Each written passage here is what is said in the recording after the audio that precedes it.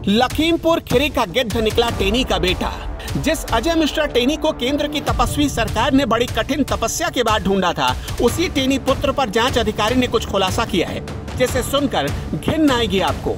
लखीमपुर हिंसा में जांच अधिकारी ने कोर्ट से अपील की है कि चार्जशीट दाखिल करने से पहले आरोपी आशीष मिश्रा समेत सभी 14 आरोपियों के खिलाफ इरादतन हत्या की धारा लगाई जाए। इसका मतलब ये हुआ कि आशीष मिश्रा और उसके गुंडों ने किसानों को सुनियोजित तरीके से रौंद डाला। जांच अधिकारियों का मानना है कि आशीष मिश्रा इस कांड का मास्टरमाइंड है।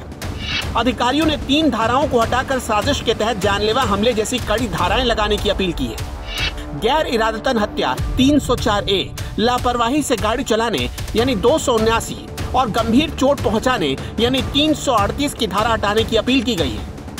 इनके जगहों पर 307 यानी इरादतन हत्या, 326 यानी खतरनाक हथियार से चोट पहुंचाने और 34 और 3/25 यानी आर्म्स एक्ट लगाने की परमिशन मांगी गई है। सचमुच ये सब देखकर लगता है कि तपस्वी महाराज की तपस्या में निश्चय ही कोई कमी रह गई होगी कि लाख बचाने और छिपाने के बाद भी परम प्रिय टेनी की टेंशन कम ही नहीं हो रही है।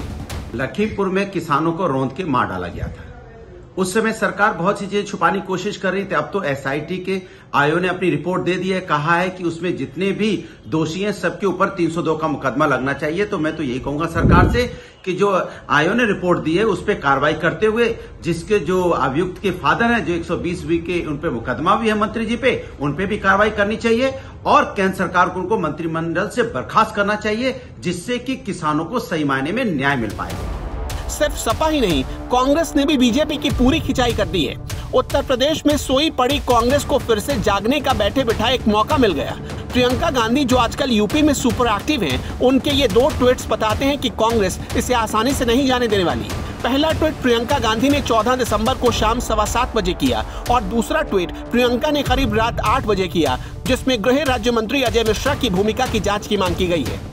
लखीमपुर की घटना में तो अब तो सारा सच सामने निकल कर आ चुका है।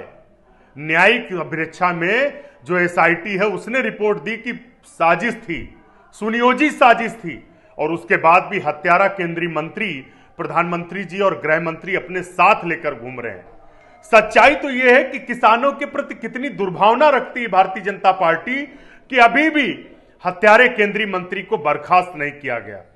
कांग्रेस पार्टी मांग करती है, आदरणीय श्रीमती प्रियंका गांधी जी ने किसानों के साथ सबसे पहले खड़े होकर जिस तरीके से संघर्ष किया था, उनके कंधे से कंधा मिलाकर उनकी आवाज को ऊंचा किया था, उसके बाद उनके बेटे की गिरफ्तारी हुई थी। हम फिर से मांग करते हैं और सरकार को चेतावनी देते हैं कि शीघ्र ही हत्यारे केंद्रीय मंत्री की बर्खास्तगी हो। यदि शीघ्र नहीं होगी तो कांग्रेस पार्टी सड़कों पर उतरेगी। भाजपा का जो किसान विरोधी चेहरा है वो बेनकाब हो चुका है।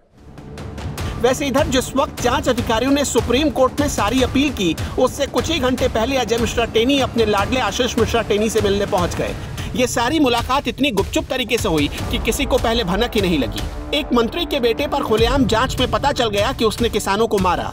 मंत्री की भूमिका भी संदिग्ध नजर आ रही है, लेकिन फिर भी सरकार की मेहरबानी इतनी कि टेनी को कोई छू भी नहीं सकता।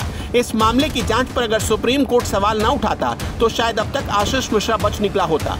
निर्दोष और निहत्थे किसानों को जीप से रौंद देने वाले लोगों को कानून की कड़ी से कड़ी सजा मिलनी चाहिए और पूरा देश चाहता भी यही है। अस्तित्व न्यूज के लिए निखिल बंसल की रिपोर्ट।